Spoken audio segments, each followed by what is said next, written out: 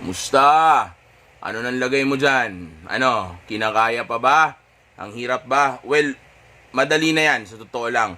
Hindi yan problema kung gagawin ninyo ng maayos yung radio silence na itinuturo ko sa inyo. Again, 100% sure ako na magwo-work yan sa ex ninyo kapag ka nagawa ninyo yan ng 100%. Pero kung gagawa kayo ng sarili nyong bersyon o hindi ninyo susundin lahat, lalo na yung pag-upload ng photo sa dulo ng radio silence o bago ka mag-reactivate ng account, okay?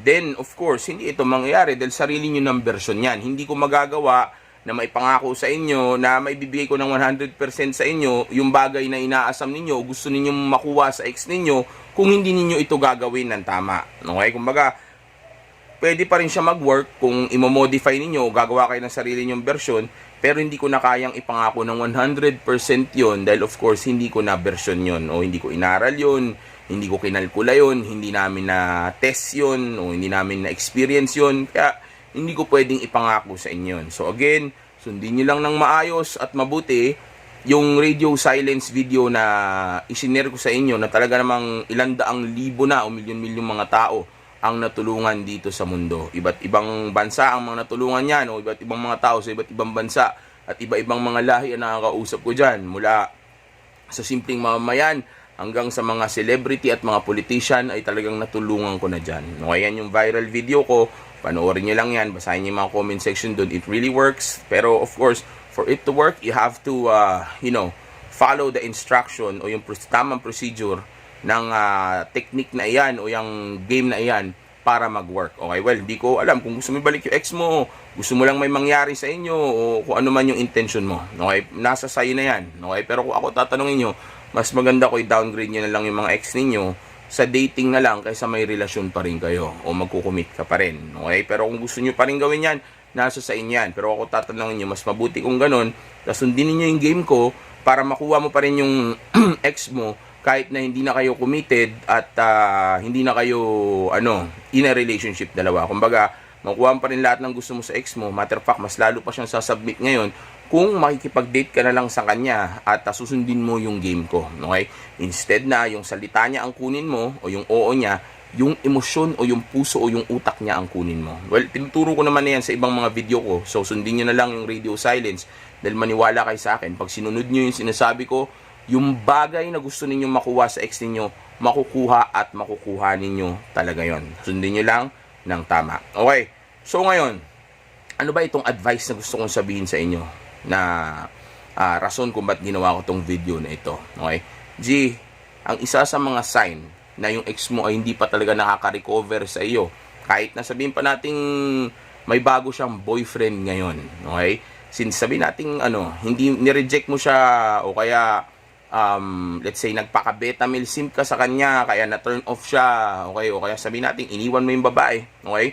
Then kapag nangyari nga yan, ang pwede mong tingnan, okay, na sign na hindi pa rin siya naka-move on sa iyo ay yung pag nagkaroon siya ng boyfriend o bagong lalaki na dinidate, kahit na sabihin natin hindi pa official, okay? Pero kung maging official din sila, sign pa rin ito, pasok pa rin to dun sa bagay na tinutukoy ko. At ito ay walang iba kundi kung pagka nakita mo yung ex mo na may bagong lalaki, nakahawig mo, okay, hindi naman kailangan kamuka, okay, hindi naman kailangan kamukhang kamuka, basta kahawig mo, pareho ng personality mo, okay, tapos pati yung attitude o yung makikita mo talaga yung sarili mo doon. Okay, kumbaga parang ako yung ipinalit. Okay, parang ganon. Okay, at napapansin din ito ng ibang mga tao na parang ikaw nga yung ipinalit sa iyo. Okay, pagka ganon, ibig sabihin nun yung ex mo hanggang ngayon ay hindi pa nakaka-move on sa iyo. Kumbaga, ikaw pa rin naman talaga ang gusto niya. Ikaw naman talaga ang type niya.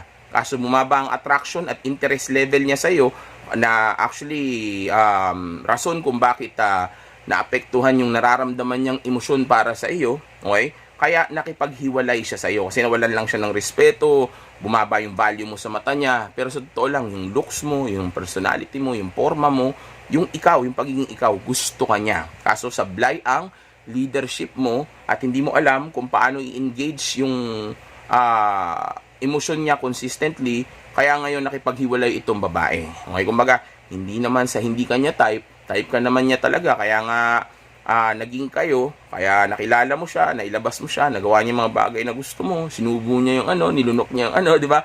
Kaya niya ginawa yung mga bagay na yun ay dahil type ka niya talaga. Okay? Iba nga pati yung ano, di ba, yung butas ng donut ng ano, ng lalaki ay talagang nilalasap-lasap pa. Okay?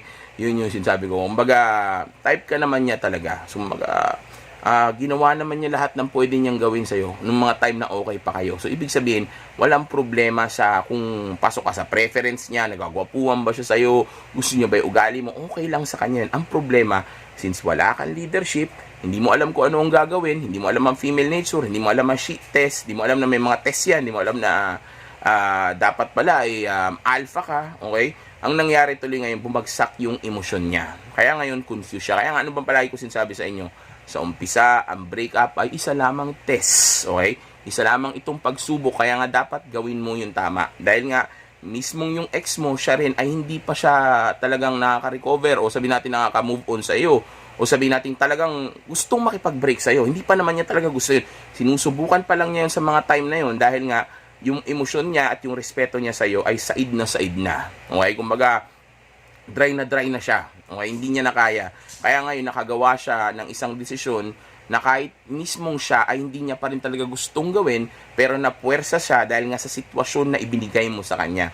Dahil sa kababaan ng respeto niya sa iyo, sa baba ng pagtingin niya sa iyo, dahil sa kawalan niya na ng attraction at interest level sa iyo, ngayon na, of course, nakapag-desisyon siya na ang inaakala niya ay tama para sa kanya. At ito ay yung iwanan ka o palitan ka ng iba. Okay? Dahil akala nga niya, yun yung solusyon sa mga moment na yun dahil busit na siya sa'yo.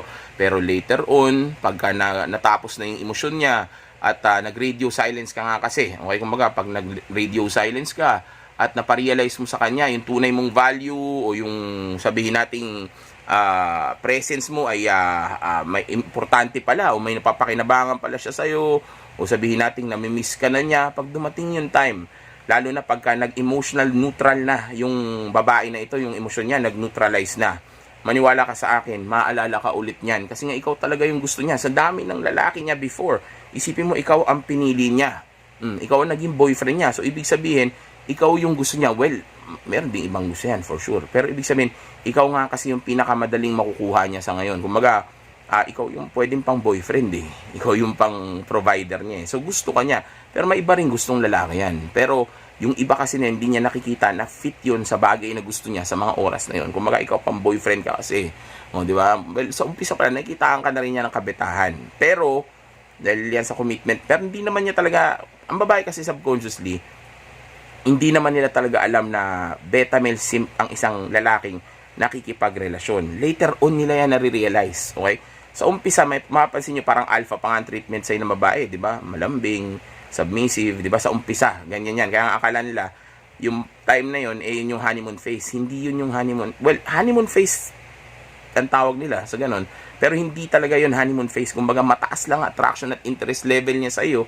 Kaya sa mga moment na yun, ganun siya. So, kung ma-maintain mo yun, at magiging consistent ka sa ganong klaseng sitwasyon o ganong klaseng pakiramdam ng babae na iyon, then habang buhay kayong ganon, kung habang buhay kanya itatrato ng ganon, hindi totoo na sa umpisa lang ganyan ang babae. Okay? Well, madalas sa umpisa sila naging ganyan kasi nga sa umpisa alpha ka pa niya. Mataas pa respeto niya sa'yo, hindi niya pa nare-realize na beta male simp ka at yung pag-commit mo ay sign ng weakness mo. Okay? Lahat ng kabetahan mo, lahat ng pagiging simp mo, hindi niya pa masyadong alam yan dahil nag-uumpisa pa lang kayo. Well, kahit paano alam na rin niya yung iba. Kasi nga, di ba, syempre, sabihin nating, nanligaw ka sa kanya, dinate mo siya, di ba? Tapos nagsisim ka sa kanya before. So, kahit paano alam niya yun. Kaya nga, kahit paano, kaya nga sabi ko kanina, hindi ka purong alpha niya sa umpisa. Okay? Yun lang ang tingin niya sa'yo. Pero kahit paano, na siya nagda-doubt na siya. Okay? Kaya nga pumasok siya sa relationship with you eh. Dahil sa totoo lang, siyang may gusto niyan. Okay? Siyang nagmanipula sa'yo para hingin niyang relasyon na yan. Akala mo lang ikaw. Okay? Akala mo lang ikaw dahil ikaw yung nanghingi ng relationship, ikaw yung nag-commit sa kanya, o sabihin natin nagtanong kung pwede mo siya maging girlfriend. So akala mo ngayon ikaw nakapagpapayag na sa kanya. Hindi totoo yun. Minanipula niya yung emosyon mo habang nanliligaw ka sa kanya. Actually, pati panliligaw mo, manipulado niya yun. Okay? So yun nga, minanipula niya yung emosyon mo habang nanliligaw ka sa kanya para i-pursue mo yung relationship niya. Kaya nga actually pumayag siya, okay? Pero dun pa lang nagda-doubt na siya sa'yo. Okay? Dahil nga ang dali mo makontrol, ang dali mong bumigay, 'di ba? Isipin niya wala ka bang other option. So nagda-doubt na siya unti-unti doon hanggang makapasok na kayo ng relationship. Okay? Nang may doubt siya sa'yo. Tapos ipagpapatuloy mo pa rin, ibagsak yung mga shit test, nag-aaway pa rin kayo, napaka-beta mo pa rin, napaka-emotional mo pa rin, napaka-hina mo pa rin, napaka-lambot mo pa rin, hanggang sa ano na mangyari, bumigay na siya at makipag-break na siya sa'yo. Pero again, type ka sana niya. Kaso nga lang, dahil di ka marunong sa female nature at game, mawawala sa'yo yung babae mo. Tandaan ninyo, ang attraction o yung kagwapuhan ninyo o yung pera ninyo, sa umpisa lang yan. Pang-akit lang yan. Pag nakuha mo na yung babae, dyan na papasok yung tunay na laro. Okay? Paano mo ma-maintain na mataas yung attraction at interest level niya? Yan ang challenge dyan. Okay? Nang hindi yan bumababa. At kaya papasok dyan yung pagiging alpha mo. Dahil tandaan nyo, sa isang relasyon, palaging may dalawa lang na involved dyan sa committed relationship na yan. O kahit anong romantic relationship. Laging dalawa lang yan. Okay? Yan ay yung alpha at yung beta. Yung leader at yung follower. Okay? So, yan yung bagay na dapat na matutunan mo. Dahil kung di mo alam yung bagay na yan, ano mangyayari sa relationship ninyo? Sino magli-lead? Yung babae. So, mali na naman yung dynamics. Kasi tandaan nyo, pag feminine ng isang lalaki at nakita niya ito ng pagiging beta male simp, yung babae, automatic yan, naturally, biglang nagiging masculine ang energy niyan. Okay? Dahil nga, of course, walang leader ng relationship ninyo. So, paano siya? Kailangan niya i-lead yung sarili niya. Kaya nagpapaka-strong sila eh. Kaya pinipilit na maging independent. Kasi nga sa dami ng beta male simp. Okay? So, pag nakita niyang beta male simp ka, matik yan, magiging energy niyan is masculine. Pag naging masculine yan, habang feminine ka, hindi mo yun magugustuhan at di rin niya magugustuhan. Hanggang sa umabot na sa punto na maghiwalay na kayo. Okay? Pero sa totoo niyan, type ka sana niya. Yung looks mo, yung personality mo, kung sino ka, gusto ka niya. Kaya kayo umabot dyan. Ang problema lang, hindi mo alam kung paano i-maintain yung relationship ninyo o yung emosyon at yung respeto niya para sa iyo. Kaya umabot kayo sa ganito. Kaya nga, noong time na naghiwalay kayo, ang lalaki na nakaka-date niya o nakakasama niya o sabihin natin maaaring naging boyfriend niya pa ay of course yung kahawig o kamukha mo o yung kapareho yung personality, yung forma, yung mga gustong music kasi nga ganung lalaki yung gusto niya at ikaw na sana yon. Ang problema lang naging beta male simp ka kaya na turn off siya, kaya ngayon naghanap siya ng ganung version ulit katulad mo pero this time umaasa siya na better na leader yun sa'yo. Okay? So yun yung sablay mo. Okay? So isang sign yan pag nalaman mo na may lalaki siya. Pero wala pa naman siyang lalaki at di mo naman nakikita na ganyan, then of course hindi ka pasok dyan, di ba? Kumbaga, para to sa mga may lalaki na yung boyfriend na, even sa babae, ganun din eh. Pag nakita ninyo, kayo mga babae na nanonood sa akin, pag nakita ninyo na yung ex ninyo ay nagkaroon ng bago, tas kahawig mo, halos kapareho ng mga interest mo, then ibig sabihin nun, namimiss ka ng ex mo, o sabihin nating type ka pa rin ng ex mo. Dahil of course, ganun ka eh. Diba? Yun nga lang, hindi nga lang mabuo sa kanya yung respeto niya sa'yo kasi nga, iba yung pagtingin niya sa'yo nung oras na hiniwalayan ka niya. Kaya nga, sa moment na yon ipoprove mo sa kanya na hindi ka beta male simp. Kumbaga, gagamitin mo yung sitwasyon na yon para makita nitong ex mo na nagkamali siya ng pagtingin sa'yo. No, hindi ako habol, hindi ako malambot, hindi ako katulad ng iniisip mo na masisira ako dahil sa breakup na to. Hindi ako ganun.